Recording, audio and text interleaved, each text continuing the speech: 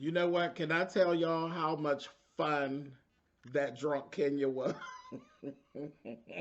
Drunk Kenya, baby.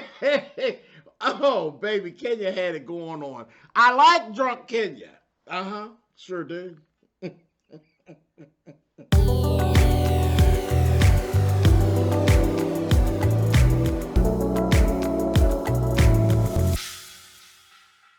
Hey guys, thanks for clicking on the video. This is my review for Real Housewives of Atlanta. This is season 14, episode 9. As I said, as I get to closer to the end of this review, we're going to go to this party over at Sheray's house, and Lord have mercy, drunk Kenya Moore showed up, and she was just a blast.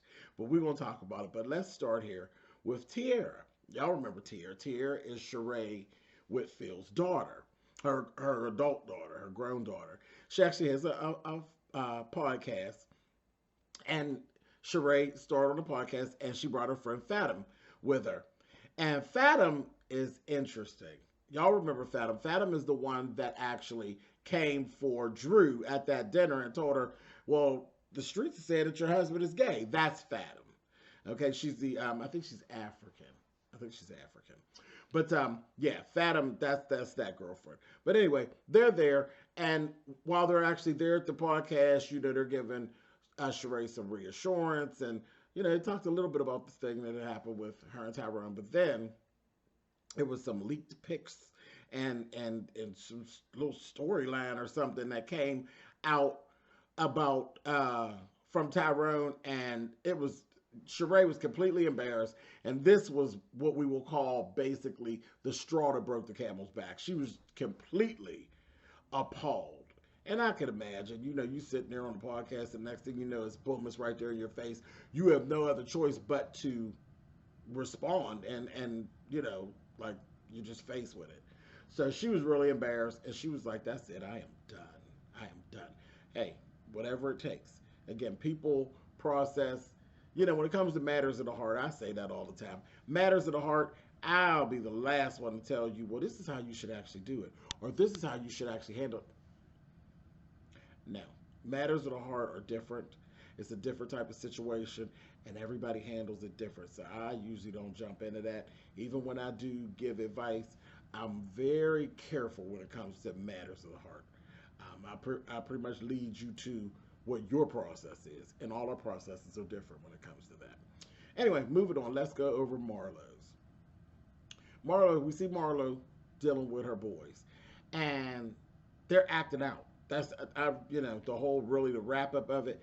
They're acting out ever since that little call with the mother, which I kind of figured they would.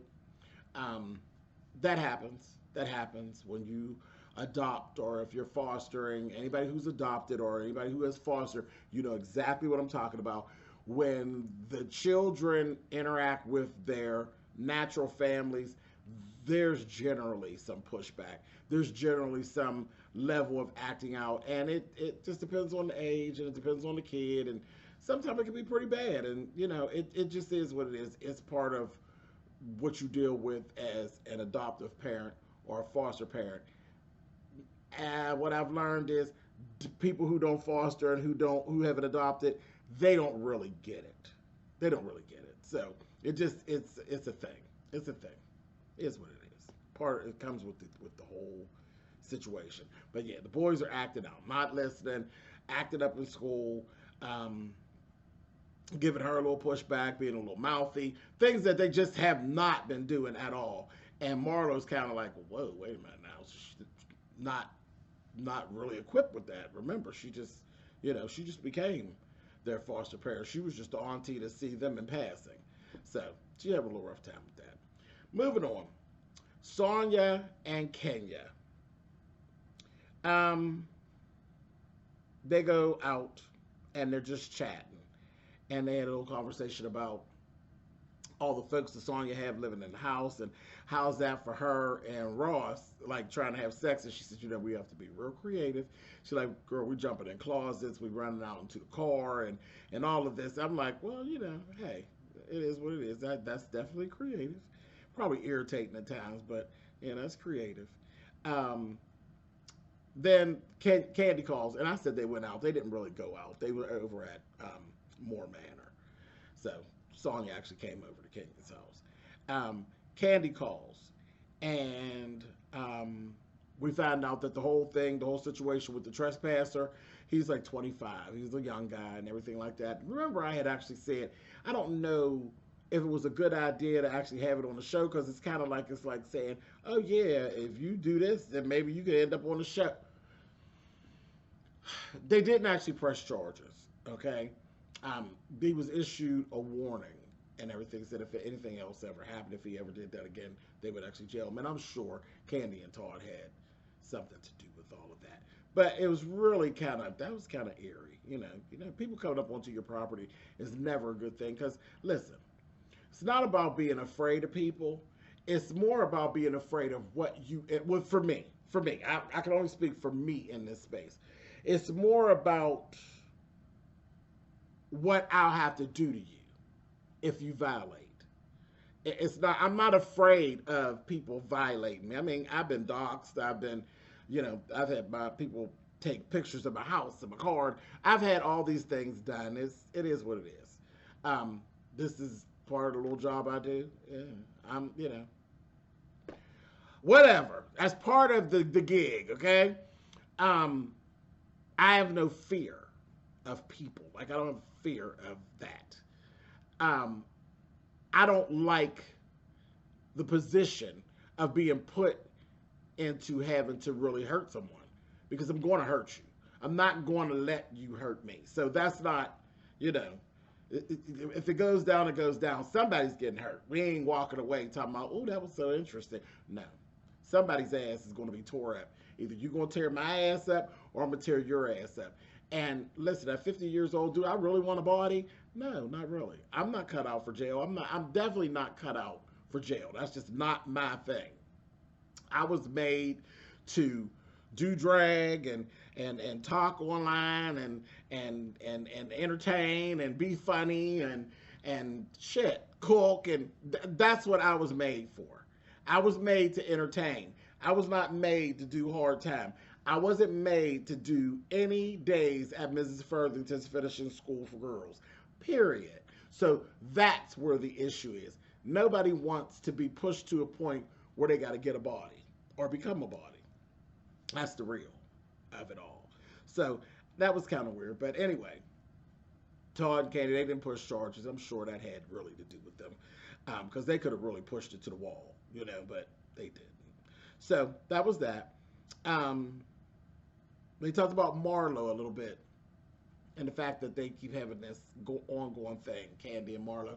It's just more of the same old for the most part. But they didn't go real deep into it. It's just like I don't know what her gig is and what's wrong with her, but she's kind of getting on my nerves.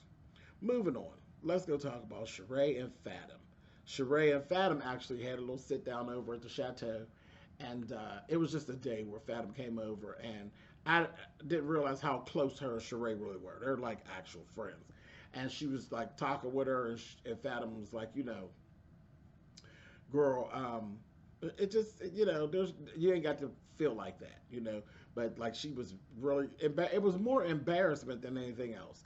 And that's Sheree. If you've been watching, I've been here from the beginning. Sheree doesn't like to be embarrassed. Sheree doesn't like to show a lot of like emotion other than like anger. Like she'll give you anger, but she doesn't like to cry and stuff on screen.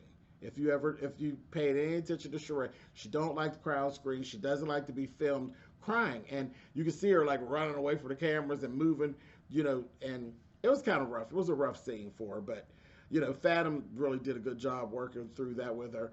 And you can see her, she's releasing. She's releasing this whole Tyrone thing, and she's just kind of going through it. I mean, I feel kind of bad for old Sheree with this, but she'll be okay. She'll be okay.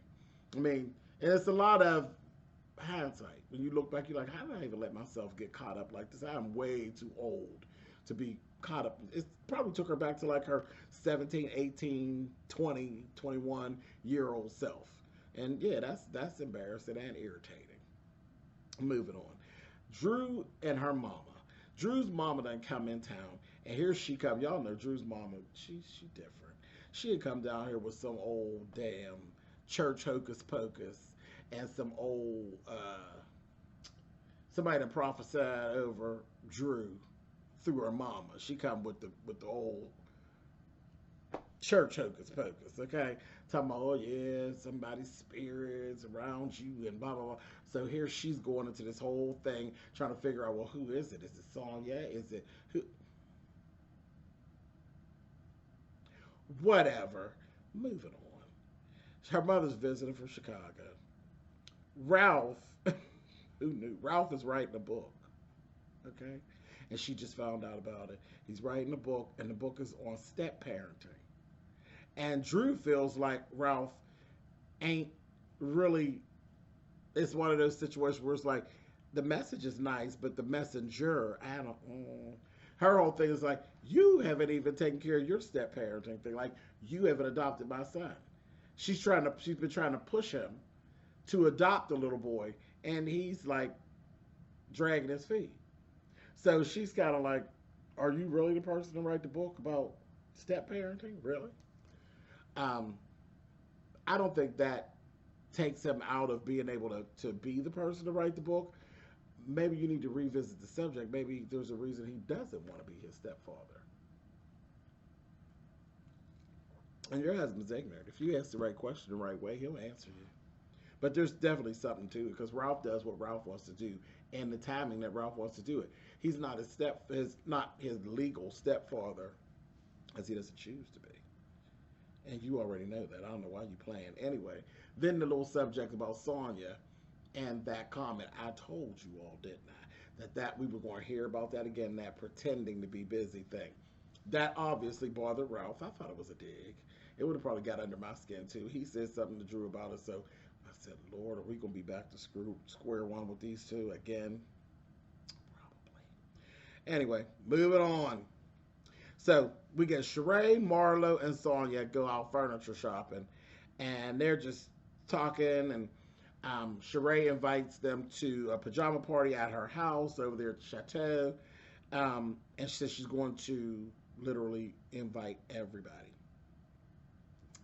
And then Marlo's throwing shade. Marlo going to say something about Kenya and said, I don't know if she's taking pills to lose weight, but her attitude, I'm like, oh, jeez. Girl, just always something. It's like, Marlo, your digs are always, there's some extra layer to them that's just nasty. Like, it's an extra nastiness to the layers that you add to stuff. It's kind of rough, Marlo, damn. Yeah, and they were asking her, well, can you ever not go below the belt? Like, no, not at all. Then the next thing we see where Marlo has actually snapped. Marlo has reached her top with the boys and their carry-ins on, and she kind of snapped out on them, told them, get out. And she sent them to her sister. They're going to her sister for 30 days. They're going to go with her sister for 30 days. She feels like she's losing herself. Like I said, she's not, this is different for her. So she feels like she's losing herself in this whole thing. And she just needs a break. So they're going to go stay with her sister for 30 days. And in that time, also, her sister doesn't have the same lifestyle as Marlo either. So it's going to either harden them, or maybe it'll turn the light on like you all actually had it good. Because literally, the thing about it is, kids, they want their parents. They want their natural parents, no matter what. It doesn't matter about the material things. It doesn't matter about the lifestyle. They generally really want their parents, which is what you can't supply that. There ain't nothing you can do about that. So a lot of times, you will catch that fallout, and that displaced anger will come your way. You're left with the burden of it or whatever. But maybe going over to stay with the other aunt for 30 days, they'll actually realize how good they had it with Marlo. And when they come back, then they'll be back acting right. It might be like a culture shock of what was versus what is versus how things can be. Okay? Because, like I said, and it really doesn't matter because they will always choose their mother anyway. which the mother, that lifestyle they came from, was nothing like none of it. So, whatever. Maybe it'll actually turn the light on to, okay, things wasn't that bad, you know? Anyway, moving on. So here we go at Sheree's party. It's a sip and paint. Okay, so we got the new models, male one and a female one. Immediately, Marlo's in the confessional throwing shade at Candy. It's like, no, Candy had nothing to do with this. All the ladies were actually supposed to be wearing a nude color. The color palette was nude for the pajamas that they were supposed to wear to the party. And I have to say, this party, you know, it's always parties that they have together. It's always cringeworthy. Always. It's always kind of cringy because you're like, oh, what's going to happen? Who's going to act out first? You know, that's always the thing. So it's kind of that. Well, child, early on in the night, we found out child Fathom done ran background checks on Drew and Ralph and found they have a bunch of aliases. And Ralph actually has one alias that is a female alias. Child, I was like, oh my God.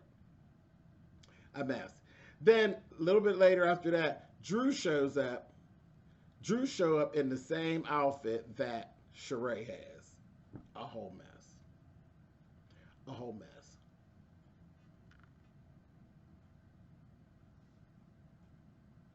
Drew, I swear you purposely do things to get your head split. I swear you do. Because the outfit wasn't nude. It's not nude. That was not nude. Not at all. It wasn't nude. It was like a silky, chocolatey.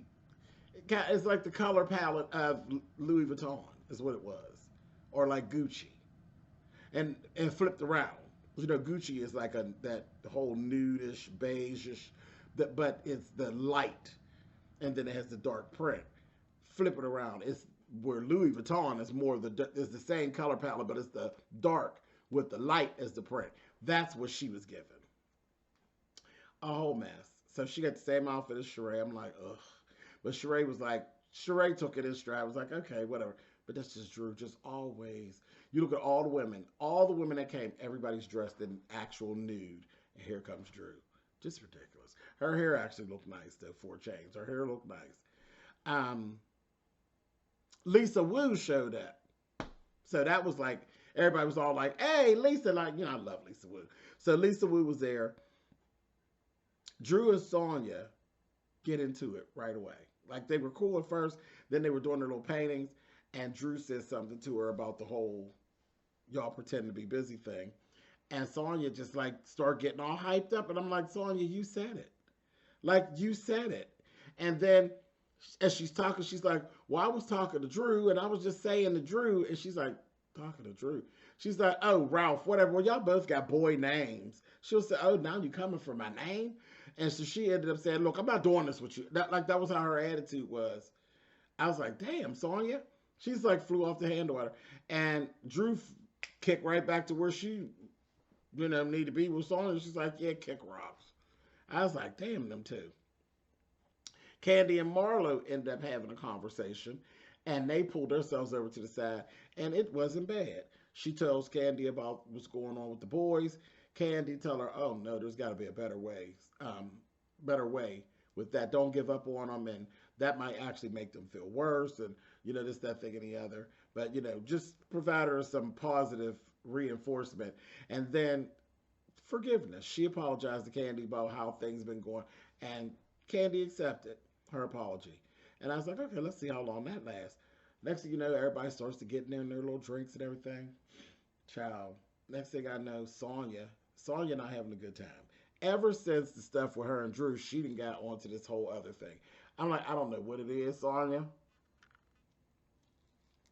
But girl, you could be sometimey. And once you get on that other side, you just be over there, child. But she tried to tell Lisa Wu to shut up. I said, Sonya don't know Lisa, huh? So they got into a little bit of a tiff. And Lisa was like, let me finish my statement, and then you can talk. She said, well, you've been talking a lot, Lisa. She's like, what? Yeah, all right, girl. I'm gonna finish what I was saying. I was like, yeah, Sonya. And she's like, she's giving me the drunk auntie at the picnic. Well, what do we do with the drunk auntie at the picnic? See, the drunk auntie at the picnic has more respect than you who are calling her the drunk auntie at the picnic. Everybody know her because she's been around longer. So when you're at a picnic and there's a drunk auntie showing her ass, as a younger person, you don't get to correct the drunk auntie. It's just, I didn't make the rules. That's just the way it is. You're new to this. The drunk auntie is true to this. Girl, you're not going to get to tell Lisa Wu to shut up because you tired of listening to Lisa Wu. That's not going to happen. So she got checked, and that was that. Then we start seeing drunk Kenya. Honey, Kenya was carrying on something terrible. She was just, she had let her hair down, baby. She had like 5 drinks. It's like counting her drinks. It's like 5 drinks. She's falling out on the floor. She's making fun of her own wig. She was just having a good time. It was just so fun to watch. So fun to watch. I wasn't embarrassed for her or anything. She wasn't making a mockery of herself. She was just literally having a good time. I said, damn, Kenya, and I know that felt good. That had to feel good. Because, you know, Kenya stays pent up, and that had to feel good. It was really fun to watch. Drunk Kenya is the tea, baby. And she was poking fun and starting shit. And I said, come on, drunk. She was just agitated. I said, okay, Kenya. She was fun. She really was fun. Then, child, we get into this little conversation with Fathom, honey. And Fathom's hair was drunk. Ooh, I said, Fathom. Fathom's hair was drunk as hell. Child, she ended up getting into it with Drew. And then Kenya, her drunk ass, girl, listen. She ran background checks after y'all had it out. She ran background checks on you and Ralph. Found out all the stuff about y'all. Who's this female alias?